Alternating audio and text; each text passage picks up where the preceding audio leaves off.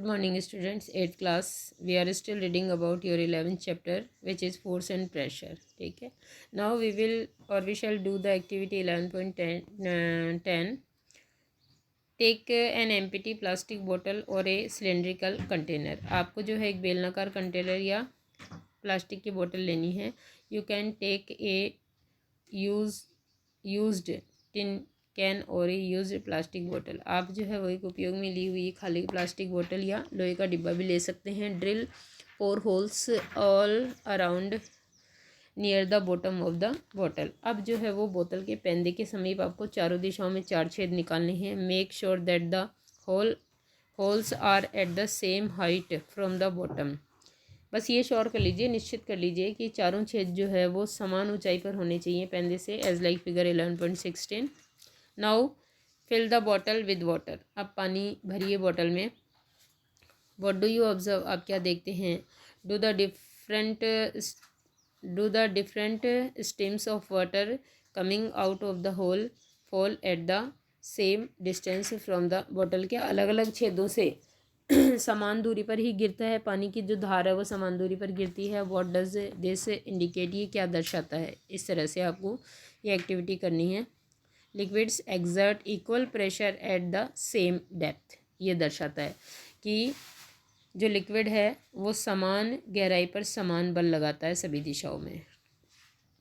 Can you now say that liquid exert pressure on the walls of the containers. क्या आप ये कह सकते हैं कि लिक्विड जो है वो किसी भी बर्तन की दीवारों पर बल लगाता है? बिल्कुल, yes of course. Do gases also exert pressure? क्या गैसें भी जो है वो बल लगाती हैं? Do they also exert pressure on the walls of their containers? क्या गैसें जिस बर्तन में भरी रहती है उस बर्तन की दीवारों पर बल लगाती है? Let us find out. चलिए देखते हैं। What says Boojho? I have seen fountains of water coming out of the leaking joints और holes in pipes supplying water. देखिए, वो जो कह रहा है कि मैंने जो वाटर सप्लाई करने वाली पाइप्स हैं जब वो लीक हो जाती है, यहाँ से कहीं से टूटी हुई रहती है, तो उनसे मैंने एक पानी का फाउंटेन निकलती या फंवार निकलते हुए देखा है। Is it not due to the pressure exert by water on the walls of the pipes? क्या ये पानी के द्वारा उसके दीवारों पर लगाए जाने वाले दाब के कारण होता है या बल के कारण होता है?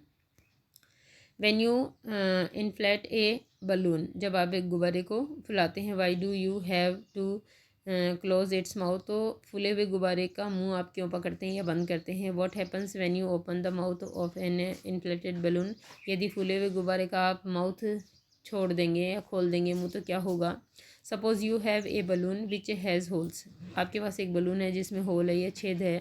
Would you be able to inflate? क्या आप इसको फुलाने में सक्षम हो पाएंगे? If not why? अगर नहीं तो क्यों? Can be say that air exact pressure in all directions? क्या हम कह सकते हैं, इसका मतलब ये है कि एयर जो है वो ऑल डायरेक्शन में प्रेशर एग्जर्ट करती है? Do you recall what happen to the air in the bicycle tube when it has a puncture? क्या आपने कभी देखा है कि जब बाइसिकल की या साइकिल की ट्यूब पंचर हो जाती है तो उसके अंदर की हवा का क्या होता है? Do these observation suggest that air exact pressure on the inner walls of an inflated balloon और ए ट्यूब? तो इससे क्या आप ये अनुमान लगा सकते हैं कि जो हवा है वो एक फूले हुए बैलून और रबर ट्यूब की आंतरिक दीवारों पर बल लगाती है या प्रेशर लगाती है? सो वी फाइंड दैट, इसलिए हम ये कह सकते हैं gases to exert pressure on the wall of their containers. तो हम लोग इस नतीजे पे पहुँचे या ये कह सकते हैं कि गैसें भी जिस बर्तन में भरी रहती है उसकी दीवारों पर बल लगाती है। अब नाउ एटमॉस्फेरिक प्रेशर, वायुमंडलीय दाब। You know that there is air all around us. आप जानते हो हमारे चारों तरफ हवा है। This envelope of air is known as atmosphere. और हवा का ये जो आवरण है वो क्या कहलाता है? वायुमंडल कहलाता है। The atmospheric air extends up to many kilometres above the surface of the earth. और ये जो वायुमंडल है वो पृथ्वी से कई किलोमीटर ऊपर तक फैला हुआ है। The pressure exert by this air is known as atmospheric pressure. और इस हवा के द्वारा जो प्रेशर लगता है उसको हम लोग वायुमंडलीय दाब करते हैं। तो here is two definition for you students, atmospheric pressure and atmosphere, and you will do in your notebook. We know that pressure is force per unit area. हम जानते हैं कि एकांक क्षेत्रफल पर लगने वाला बल ही प्रेशर होता है. If we imagine a unit area and a very long cylinder standing on it filled with air. यदि हम लोग एक यूनिट एरिया वाले किसी सिलेंडर के बारे में विचार करें जिसमें हवा भरी है और वो खड़ा है, then the force of gravity on the air, तब उसके अंदर की हवा पर लगने वाले गुरुत्वीय बल के बराबर ही उसका एटमॉस्फेरिक प्रेशर होगा. यानी एकांक क्षेत्रफल के अंदर जो भरी हुई वायु है उसके ऊपर जो पृथ्वी द्वारा लगने वाला बल है उसके बराबर ही वायुमंडलीय दाब होगा उसके ऊपर. देखिए यहाँ पर atmospheric pressure is the force of, है ना. बट हाउ लार्ज और small is the atmospheric pressure, let us get an idea about its magnitude. चलिए अब लोग, लेकिन कितना अधिक और कितना कम है एटमॉस्फेरिक प्रेशर, इसके बारे में हम लोग आगे जानकारी प्राप्त करते हैं. Activity 11.11, take a good quality rubber sucker. आपको एक अच्छी क्वालिटी का रबर शुगर लेना है ना, रबर का चूसक लेना है. It looks like a small rubber cup. ये एक छोटे रबर कप या बाउल के समान दिखाई देगा. We will see the rubber sucker in 11.8, figure 11.18. Press it hard on a smooth plane surface. अब आप जो है वो इसको प्लेन सरफेस के ऊपर जोर से प्रेस कीजिए, चिपकाने का प्रयास कीजिए. Does it stick to the surface, ये चिपक जाएगा वहाँ पर. Now try to pull it off the surface, can you do it. अब इसको खींचने का प्रयास कीजिए वापस, क्या आप इसे हटा पाते हैं. When you press the sugar, जब आपने शुगर को दबाया था, most of the air between its cup and the surface escapes out. तो इसके और सरफेस के बीच की अधिकतर हवा बाहर निकल गई थी. The sucker sticks to the surface because the pressure of atmospheric acts on it.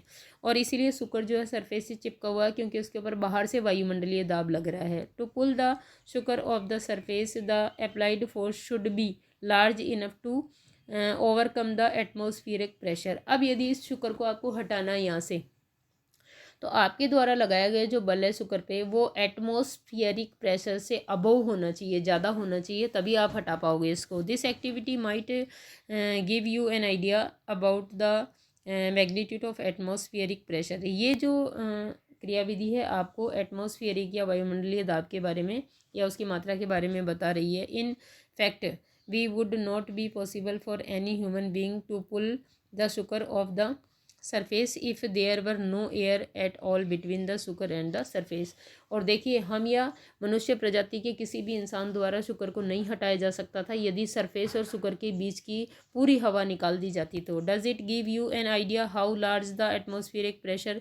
तो इससे आप अनुमान लग गया होगा कि एटमॉस्फेरिक या वायुमंडलीय दाब जो है वो कितना अधिक होता है. Boojho. If the area of my head were 15 centimetre multiplies 15 centimetre, है ना, 15/15, how much force air will exert on my head. वो जो कह रहा है यदि मेरे सिर का क्षेत्रफल 15 × 15 सेंटीमीटर है तो मेरे सिर पर कितना वायुमंडलीय दाब लगेगा. The force due to air in a column of the height of the atmosphere and area 15 × 15 centimetre. देखिए 15 × 15 सेंटीमीटर के एक क्षेत्रफल वाले कॉलम के ऊपर एटमॉस्फेरिक प्रेशर कितना लगेगा. फिगर 11.19 में हमने देखा था. Is nearly equal to the force of gravity on a object of mass 225 kg.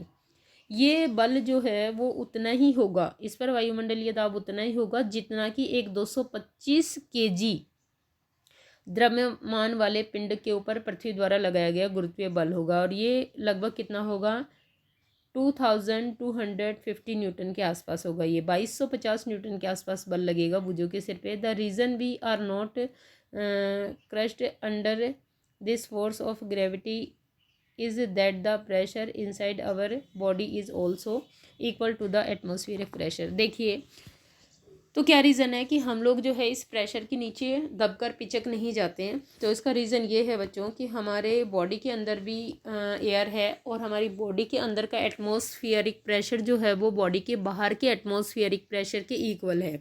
तो इस तरह से ये दोनों प्रेशर एक दूसरे को बैलेंस करते हैं और हम लोग पिचकने से बच जाते हैं.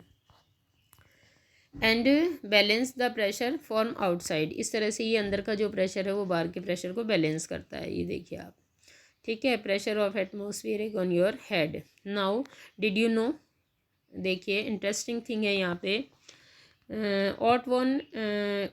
ऑट वन ग्रीकर, एक उसमें 17th सेंचुरी में थे ये, है ना, जर्मन साइंटिस्ट थे ये। अब ऑट वन ग्रीकर ने क्या किया था 17वीं शताब्दी में, देखो, invented a pump to exert air of a vessel. इन्होंने एक ऐसे पंप का आविष्कार किया था जिसके माध्यम से कोई भी बर्तन है उसके अंदर की पूरी हवा को बाहर निकाला जा सकता है। With the help of this pump, इस पंप की सहायता से ही demonstrated dramatically the force of the air pressure. इन्होंने बड़े रुचिकर ढंग से या आश्चर्यचकित ढंग से इन्होंने जो एयर प्रेशर को समझाया, है ना, हवा के द्वारा डाले हुए प्रेशर को समझाया। He joined two hollow metallic hemispheres of 51 centimetre diameter each and pumped air out of them. इन्होंने जो है वो धातु के 2 अर्धगोले लिए 51 सेंटीमीटर का था जिनमें से प्रत्येक, और उनके अंदर की हवा को निकाल दिया इन्होंने, है ना। Then he employed 8 horses on each hemisphere to pull them apart। और अब दोनों गोले इन्होंने चिपका दिए हवा निकालने के पश्चात। उसके पश्चात प्रत्येक गोले को खींचने के लिए इन्होंने 8 घोड़े लगाए, 8 इस साइड 8 इस side, as like figure 11.20। So great is the force of air pressure that the hemispheres could not be pulled apart. और देखो 8 घोड़े मिलकर खींचने पर भी ये दोनों धातु के गोले एक दूसरे से अलग नहीं हुए। तो अब आप इमेजिन कर सकते हो, है ना, कि एटमॉस्फेरिक प्रेशर जो है वो कितना अधिक होता है ना। देखो आप कि 8 घोड़े मिलकर के भी जहाँ पर, क्योंकि दोनों ही हेमिस्फीयर्स में या दोनों ही हेमिस्फीयर्स के बीच में जो है वो बिल्कुल भी एयर नहीं है ना। तो एयर नहीं होने से बाहर का जो आउटसाइड एटमॉस्फेरिक प्रेशर इतना हो गया कि 8 घोड़े मिलकर के भी उनको अलग नहीं कर पाए। Okay students, your chapter is complete here and already we have done question answer of this chapter. you will do from here the atmospheric pressure and activities 11.10 है, 11.11 है। ओके स्टूडेंट्स, कल से हम लोग जो है वो we will start new chapter on tomorrow।